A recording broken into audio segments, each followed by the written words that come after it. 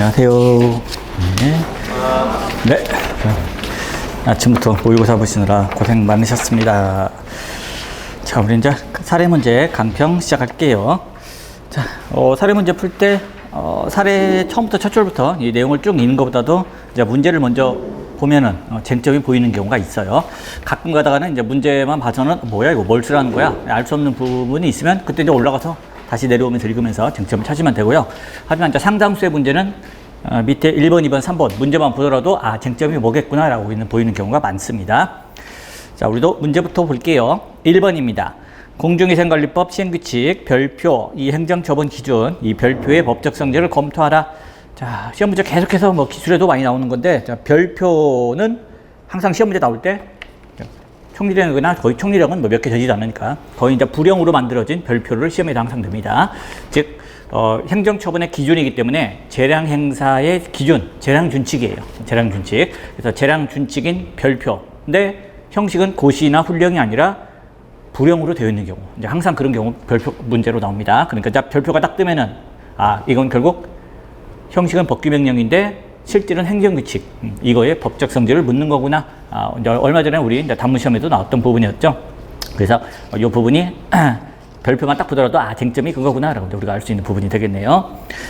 자, 역시나 별표는 항상 시행규칙상의 별표가 나오는 거죠. 시행규칙, 즉 불령인 별표가 나옵니다. 시행령 별표가 아니라 시행규칙 별표. 그래서 우리가 1번 문제에서는 요거는 법규명령 형식의 행정규칙에 관한 법적 성질 학설 3개 써주고 판례 자세히 써주고, 그리고 결론은 뭐 아무거나 적절한 논거를 들어서 하나 선택하면 되겠구나 라고 봐주시면 되겠습니다. 자, 2번 문제로 넘어갈게요.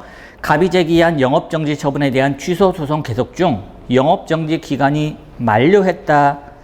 자, 이때 법원은 심리를 계속하여 본안, 즉 청구의 당부, 본안 판단할 수 있는가? 라고 물어보고 있습니다. 자, 시험 문제에서 법원이 본안 판단할 수 있느냐라고 물어보는 것은 소송 요건을 검토하라는 문제입니다. 소송 요건, 그죠?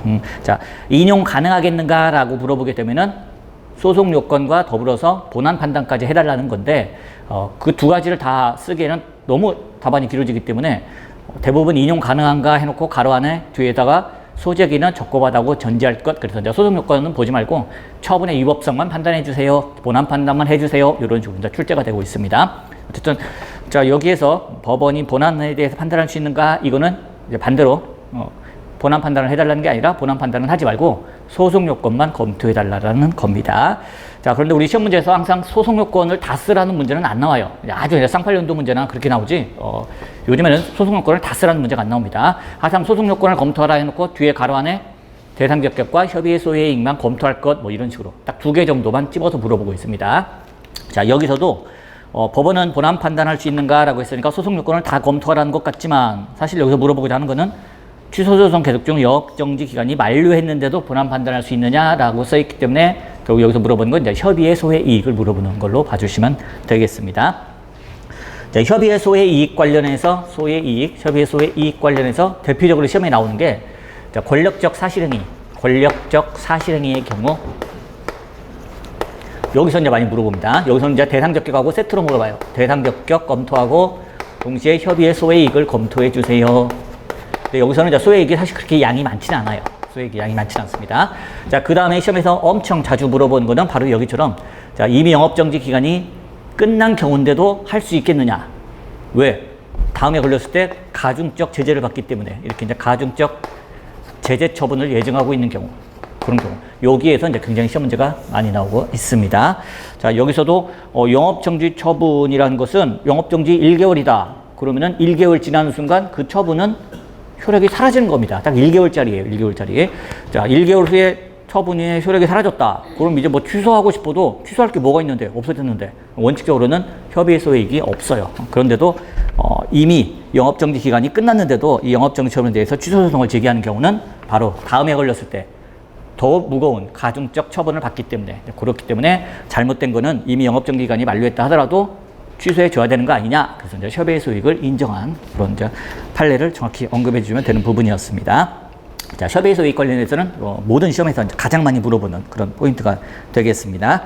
자, 그리고 가로 안에 보니까 공중위생관리법 시행규칙 별표의 행정처분의 기준의 법적 성질은 판례에 따라라 라고 하고 있습니다. 자, 이 얘기는 이 시행규칙 별표의 법적 성질을 따로 쓰지 말라는 거죠. 따로 쓰지 말고 그건 이미 1번에서 물어봤고, 그리고 1번에서 나는 이 별표의 법적 성질을 법규명령으로 보겠다라고 했더라도 그것과 상관없이 2번 문제를 풀 때는 판례에 따라 달라는 겁니다. 자, 그래서 우리는 간단하게 판례에 따를 때, 판례 같은 경우는 이 별표가 시행령이냐 시행규칙이냐에 따라서 달리 보고 있습니다. 그래서 여기는 지금 시행규칙이기 때문에 판례에 따르면 이 시행규칙 별표는 행정규칙이구나. 그래서 이제 행정규칙으로 보고 풀어주시면 되는 부분입니다. 자, 그리고 문제가 본안 판단할 수 있는 건데 혹시라도 취소소송의 인용 가능성을 쓸까봐 뒤에 인용 가능성은 검토하지 말 것이라고 써 있는데, 사실 3번 문제가 지금 이제 인용 가능성, 즉 본안 판단을 물어보고 있는 게 3번 문제이기 때문에 3번 문제만 딱 보더라도 2번에서는 취소소송의 인용 가능성은 아예 검토할 필요가 없겠구나라는 건 알 수 있는 부분이기도 합니다. 자, 3번 문제로 넘어갈게요. 자, 시장 X가 갑에 대한 영업정지 처분은 위법한가라고 물어보고 있습니다. 바로 이게 처분의 위법성을 검토하라, 본안 판단해봐라, 인용 가능한지 검토해봐라 라는 문제가 되겠죠. 그래서 2번이 소송 요건을 물어보는 문제고 3번은 이제 본안 판단을 물어보는 문제입니다. 자, 가로 안에 보니까 공정위생관리법 시행규칙의 처분 기준의 법적 성질은 역시 판례에 따라라, 행정규칙으로 보고요.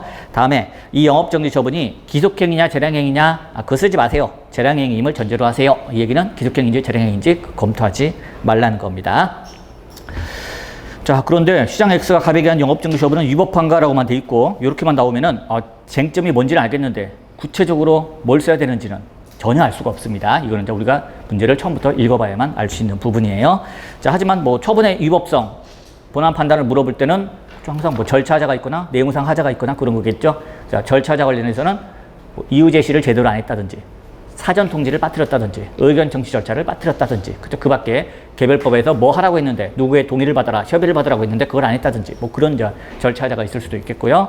자, 내용상 하자 관련해서는 가장 많이 나오는 거, 재량권을 줬다 하더라도 재량권에는 한계가 있는 건데 그 한계를 넘어선 경우, 즉 부당 결부 금지 원칙에 반한다든지, 신뢰보호 원칙에 반한다든지, 그죠? 그 밖에 자기구속의 원칙에 반한다든지, 항상 빠지지 않고 나오는 거 비례의 원칙에 반한다든지, 자, 그런 걸로 뭔가 문제가 있겠구나라는 건 우리가 예상할 수는 있습니다.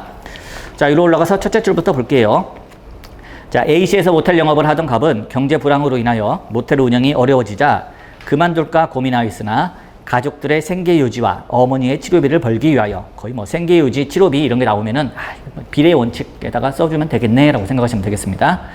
자, 그래서 1억 원을 대출받아 겨우 버티면서 모텔 운영을 계속하고 있었다. 자, 그러던 어느 날 A경찰서 소속 경찰관들의 단속에 의하여 모텔의 객실을 성매매 장소로 제공한 사실이 처음으로 적발되었습니다. 자, A경찰서장은 관련 법률 위반으로 시장 X에게 갑에 대한 제재 처분을 요청하였고, 시장 X는 적법한 절차를 거친 후, 딱히 절차자가 있는 건 아닙니다라는 걸 보여주고 있어요. 적법한 절차를 거친 후 관련법에 의거하여 갑에게 6월에 영업정지 처분을 하였다는 겁니다. 자, 적법한 절차를 거쳤다라는 표현이 나오기 때문에 절차자는 없겠네요. 그러면 3번 문제에서 우리가 내용상 하자를 써주면 되겠네요. 자, 이에 갑은 자신의 모텔 내에서 성매매가 이루어지지 않도록 종업원들을 철저히 교육하고 관리 감독하는 등으로 최대한의 주의를 기울였는데, 병원에서 어머니 간호를 하느라 모텔을 며칠 비운 틈을 이용해서 종업원이 몰래 객실을 성매매 장소로 제공하여 돈도 종업원이 챙긴 겁니다.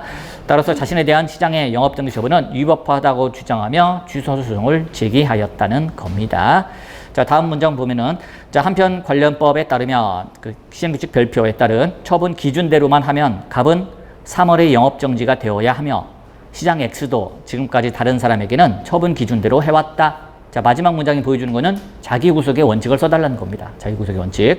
자, 지금까지 이 시장 X라는 행정청이 똑같은 행위에 대해서 별표대로 쭉 해왔어. 3개월씩 영업정지를 하다가 지금 갑에 대해서만 6개월의 영업정지를 한 겁니다. 자, 이 경우 우리가 자기구속의 원칙이 문제가 되겠구나라고 봐주시면 되고요. 자, 다음에 자기구속의 원칙이나 신뢰보호 원칙, 부당결부 금지 원칙은 탁탁 눈에 띄어요. 그죠? 부당결부 금지 원칙은 복수 면허가 있는데 그 면허를 다 취소했다든지, 그죠? 면허끼리 관련 없는데 왜 다 취소하느냐? 또 주로 부당결부 금지 원칙이 시험에 나오는 거는 부관입니다. 부관. 너 뭐 하고 싶어? 사업하고 싶어? 좋아, 허가해줄게. 대신에 이거 좀 나한테 줘. 이런 식으로 부관을 붙일 때, 이게 아무 관련 없는 걸 왜 이걸 달라고 하는 거야? 그래서 이제 부관에서 항상 부당결부 원칙이 문제가 되고 있습니다. 신뢰보호 원칙도 딱 보면 쟁점이 눈에 들어와요. 왜? 먼저 공적인 견해 표명을 합니다. 이거 해도 되나요? 당연히 해도 됩니다. 나만 믿고 그냥 쭉 진행하세요. 그리고 나중에 가서 하면 안 됩니다 라고 얘기하는 경우, 그래서 신뢰보호 원칙도 먼저 상대방에게 신뢰를 부여하는 공적인 견해 표명, 선행 조치가 나오기 때문에 바로바로 눈에 띄어요. 그리고 자기구속의 원칙은 이런 식으로 눈에 띄는 거죠. 다른 사람한테는 3개월씩인데 왜 나만 6개월이야? 이런 식으로 눈에 딱딱 보여주고 있습니다. 자, 비례의 원칙은요. 비례의 원칙은 딱히 눈에 보인다기보다는 항상 써준다고 생각하시면 됩니다. 비례 원칙은. 그러니까 신뢰보유 원칙이 문제가 되는 게 눈에 보였으면 신뢰보유 원칙 하나만 써주는 게 아니라 그 다음에 비례 원칙도 같이 써주시고요. 자, 여기처럼 자기구속의 원칙이 쟁점으로 눈에 들어온다. 그럼 자기구속의 원칙 써주고 그 다음에 비례 원칙도 써주고요. 또 써주고. 자, 부관의 경우도 마찬가지예요. 나한테 허가를 해주면서 요걸 땅을 갖다 좀 달라고 기부채나 부관을 붙였어. 와, 이거 왜 아무 실질적 관련이 없는 건데 왜 이걸 부관으로 붙인 거야? 자, 부당 결부 금지 원칙 써주면서 동시에 비례 원칙도 그 다음에 또 써주는 겁니다. 그렇죠? 비례 원칙을 항상 써준다고 생각하시면 돼요. 즉, 야, 이거 허가해주면서 이 토지를 달라고 하는 건 지나친 거 아니냐? 지나칠 때 쓰는 게 비례 원칙이죠. 비례 원칙 항상 써주는 겁니다. 자, 먼저 해도 된다고 해놓고 나중에 뒤통수를 때리네? 이건 신뢰보유 원칙 위반뿐 아니라, 야, 그렇게 하는 건 지나친 거 아니냐? 지나친 거 아니냐? 항상 비례 원칙은 항상 써준다고 생각하시면 됩니다. 자, 그래서 여기서도 비례 원칙을 그 다음에 꼭 써주셔야 돼요. 써주셔야 돼요. 그래서 비례 원칙을 난 물어보기 싫다. 그러면 출제자가 실제로 우리 시험에도 몇 년 전에 그렇게 나왔는데 가로 안에다가 비례 원칙은 검토하지 말 것이라고 써줘요. 자, 그런 때만 비례 원칙을 써주지 않는 겁니다. 그 외에는 항상 처분이 위법하냐 물어보면 비례 원칙도 같이 써준다라고 생각을 하시면 되겠습니다. 자, 결국 여기 3번 문제에서 영업정지 처분이 위법하냐 처분의 위법성을 판단할 때 우리가 두 가지를 써줘야 되는 거예요. 첫 번째는 자기구속의 원칙에 위반되는지, 그리고 두 번째로 비례 원칙에 위반되는지 두 가지를 써주시면 되겠습니다. 자, 물론 이제 배점이 크다 싶으면은 이 별표에 대해서도 써주고 뭐 재량행인지 기속행인지 등등등 쭉 써주고 하지만 이제 그런 부분까지 출제자가 물어보기 싫다. 그럼 이제 가로 안에처럼 이렇게 이제 써서 그런 걸 딱 검토하지 말고 여기 제시된 대로만 해서 풀어주세요라고 이제 그렇게 제안을 하고 있는 걸로 봐주시면 되겠습니다. 자, 우리 뒤로 넘어가셔가지고요. 자, 참고조문을 볼게요. 자, 행정소송법 12조를 줬는데 실제 시험에서는 참고조문을 자세히 줄 때도 있고 안 줄 때도 있어요. 출제자 마음이에요. 출제자 마음입니다. 어떤 때는 참고조문을 필요 없는 것까지 줄 때도 있고 어떤 때는 정말 참고조문을 많이 활용해서 쓰게끔 주는 경우도 있고 또 어떤 경우는 왜 필요한데 이걸 안 주지? 왜 안 줄까? 안 주는 경우도 있어요. 그때그때 다릅니다. 자, 어쨌든 참고조문이 주어져 있으면 반드시 답안에 쓸만한 게 있으면 아무 관련 없는 걸 줬으면 무시해도 되지만 그렇지 않으면 참고조문을 언급해 주는 게 좋겠고요. 여기서 행정소송법 12조를 준 이유는 협의의 소의 이익 때문에 준 겁니다. 즉 행정소송법 12조가 제목을 보시면 원고적격이라고 되어 있습니다만 문장이 두 문장으로 되어 있어요. 그래서 첫 번째 문장은 원고적격에 관한 규정이 맞는데 두 번째 문장, 자, 요걸 다수의 학자들이 협의의 소의 이익에 관한 규정으로 그렇게 봐주고 있습니다. 그리고 우리도 협의의 소의 이익이 문제가 나오면은 배점이 좀 크다 싶으면은 항상 일반론을 써주는 게 굉장히 많은 점수를 차지하고 있습니다. 일반론을 써줄 때 이 조문을 우리가 활용하는 거예요.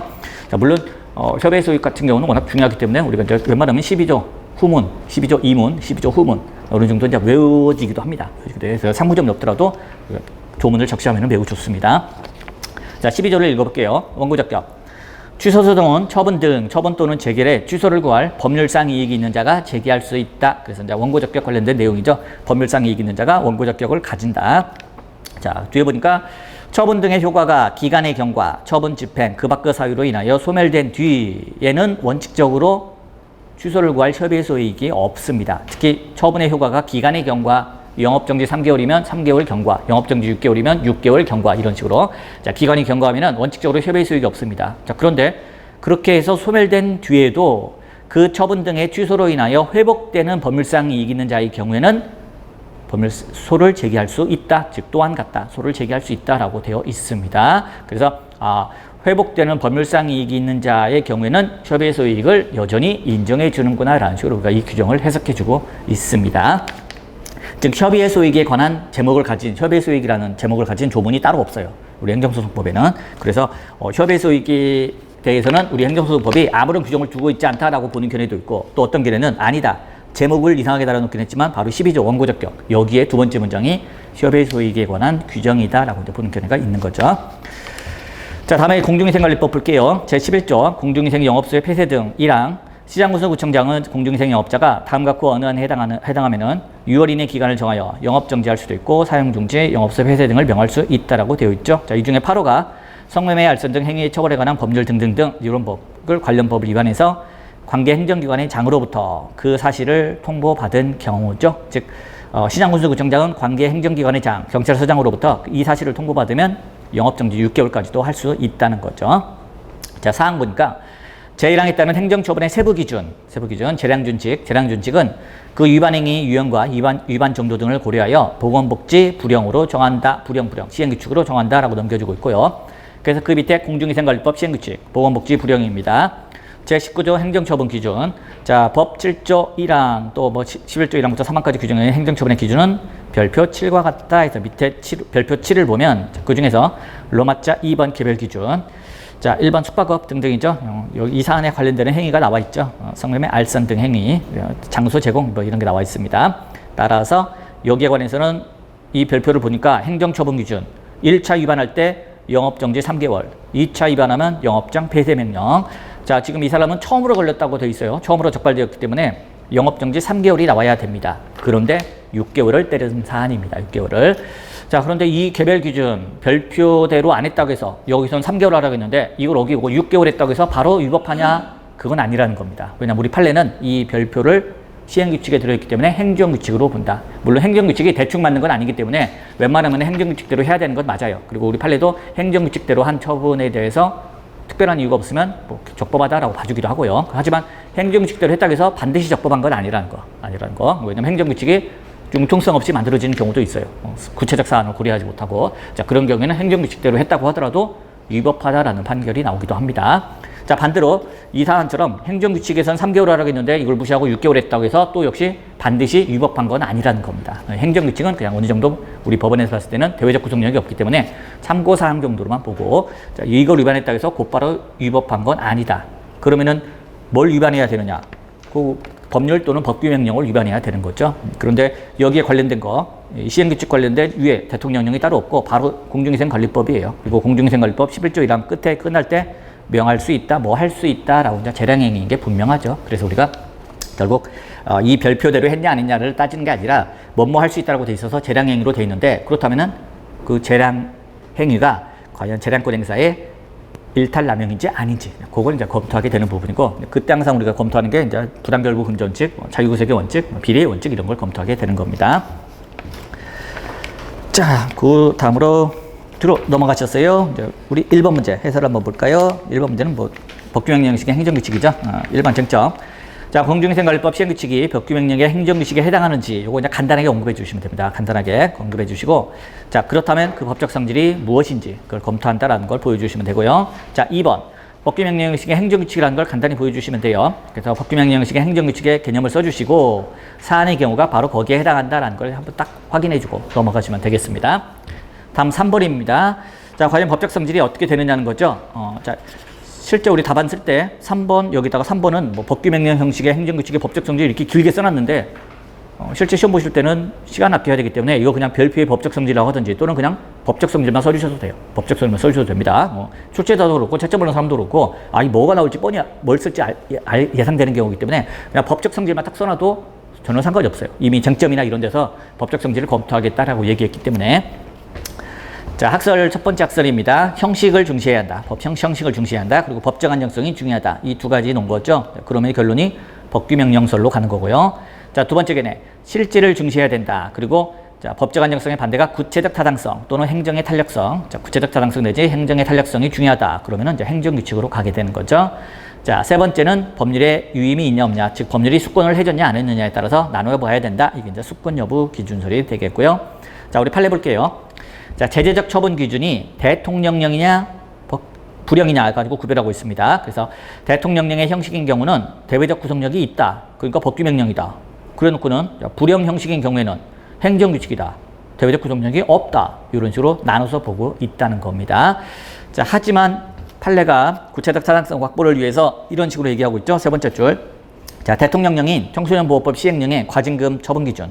청소년보호법 시행령에서는 한 번 위반했을 때마다 과징금 300만 원씩 때려라 라고 되어 있는데, 자, 그거를 무조건 한 번 걸릴 때마다 300만 원씩 때려라가 아니라 300만 원을 최고 한도로 해서, 자, 구체적인 사정을 고려해서 100만 원만 때려도 되면 100만 원만 때리고 200만 원이면 200만 원, 너무 심하다 싶으면 300만 원. 자, 이렇게 일률적으로 300만 원을 때리라는 규정이 아니라 300만 원을 최고 한도액으로 규정한 것이다 라는 식으로 봐서 이걸 그냥 법규명령으로만 봤을 때 일어나는 그런 불합리함을 방지하려고 하고 있습니다. 그래서 그런 판례의 태도를 정확히 언급해 주시면 되겠고요. 자, 우리 검토 볼게요. 자, 법규명령 형식의 행정규칙은 자, 법제처의 심사, 입법 예고, 자, 관보 이런 절차적 정당성이 다 있다는 겁니다. 또 법규명령 형식으로 정한 순간 누구나 찾아볼 수 있어요. 물론 지금 고시나 훈령도 찾아볼 수 있지만 특히나 찾아보기 힘든 행정규칙도 있습니다만 법규명령은 뭐 반드시 국민들이 다 찾아볼 수도 있어요. 따라서 국민에게 예측 가능성을 제공하기도 한다는 겁니다. 자, 그래서 법규명령으로 보자. 또 판례를 비판하는 게 두 번째 줄이죠. 왜 불형과 대통령령을 판례가 구별하는지 아무런 이유를 언급을 안 해요. 그래서 두 개를 구별하는 거 합리적인 이유도 없다는 겁니다. 따라서 구별하지 말고 둘 다 법규명령으로 보는 것이 좋겠다 라고 써주시면 되겠네요. 마지막 결론, 그러니까 물음에 대한 대답을 정확히 써주시면 돼요. 그래서 법적 성질이 뭐냐고 법규명령이다 라고 대답해 주시면 되겠습니다. 자, 그 다음 뒤로 넘어갈게요. 자, 두 번째 문제입니다. 자, 협의 소이익을 물어보는 거예요. 그래서 이제 1번 쟁점에서 이거 협의 소이익을 물어보는 거다라는 것만 밝혀주시면 충분합니다. 협의 소이익을 물어보는 거다. 자, 그리고 2번 협의 소이익 관련된 부분입니다. 자, 일반론을 쭉 써주시면 되죠. 그래서 의, 자, 원고가 본안 판결을 받을 현실상 필요성, 그리고 권리 보호의 필요. 실제로 우리 기출시험에서도 협의 소이익을 검토하라라는 거 대신에 권리 보호의 필요를 검토하라라는 식으로 출제되기도 합니다. 똑같은 의미예요. 권리 보호의 필요가 결국 협의의 소의 이익입니다. 자, 그래서 양가로 2번, 자, 12조 2문을 어떻게 볼 것이냐라는 걸 언급해 주시면 되는 거죠. 그래서 아까 설명했다시피 이게 협의 소이익에 관한 규정이다, 아니다. 그런 건 없고 원고 적격에 관한 규정일 뿐이다 라고 이제 학설을 언급해 주시고, 세 번째 줄. 자, 두 번째 문장은 첫 번째 문장과 달리 그냥 법률상 이익이 아니라 회복되는 이란 말을 붙이고 있어요. 그래서 원고 적격과는 별도의 조문으로 봐야 될 것이다. 그래서 일설이 타당하다라고 봐주시고요. 양가로 3번, 자, 회복되는 법률상 이익의 범위를 어떻게 볼 것이냐는 거. 자, 12조 1문의 법률상 이익, 원고 적격에서 얘기하는 것과 동일하다, 아니다, 더 넓다 등등으로 봐주시고요. 자, 판례는 명예신용 이익은 포함되지 않는다 라고 한 판례가 있습니다만 그 후에 점점 확대를 해주고 있죠. 그래서 최근에는 범위를 확대하고 있다. 자, 판례의 기본적인 입장이에요. 원고 적격도 그렇고 대상 적격도 그렇고 협의 소이익도 그렇고 최근에는 점점 확대를 해주고 있습니다. 국민의 권리 구제를 위해서. 예전에는 뭐 좀 도와달라고 하면은 대상 적격이 안 된다라든지 뭐 원고 적격이 안 된다라든지 협의 소이익이 없다든지 이런 식으로 계속해서 쳐내고 각각 판결을 내리고 안 도와줬다면 요즘에는 최대한 그 협의 소이익, 대상 적격, 원고 적격 등등을 최대한 인정해주고 있습니다. 자, 우리도 생각컨대 국민의 권리 구제를 확대하기 위해서 두 번째 견해 넓게 보는 게 타당하다라고 봐주시면 되겠고요. 다음 3번입니다. 자, 당해 처분이 자정적 계례 처분의 요건 사실이 되는 경우죠. 이렇게 제목을 써주셔도 되고 또는 3번 뭐 사안의 경우라고 써주셔도 뭐 상관없습니다. 목차 제목을 그렇게 신경 쓰실 필요는 없어요. 내용이 중요합니다. 양가로 1번 학설 및 판례, 이것도 학설과 판례를 따로 써주셔도 되고 여기처럼 학설 판례를 묶어서 써주셔도 되고 그렇게 보시면 되겠네요. 자, 동그라미 1번. 자, 제재적 처분 기준을 법규명령으로 보는 경우에는 협의 소이익이 인정되고 행정규칙인 경우에는 협의 소이익이 부정된다라는 견해. 자, 두 번째. 제재적 처분의 법적 성질이 무엇인가는 상관없다. 현실적 불이익 가지고 판단하겠다라는 견해. 자, 종래 판례는 첫 번째 견해의 입장이었죠. 하지만 판례가 변경되었다는 거. 따라서 이제는 법규명령인지 여부와 상관없이 선행처분의 존재로 인해 장래받을 불이익은 구체적이고 현실적인 것이다.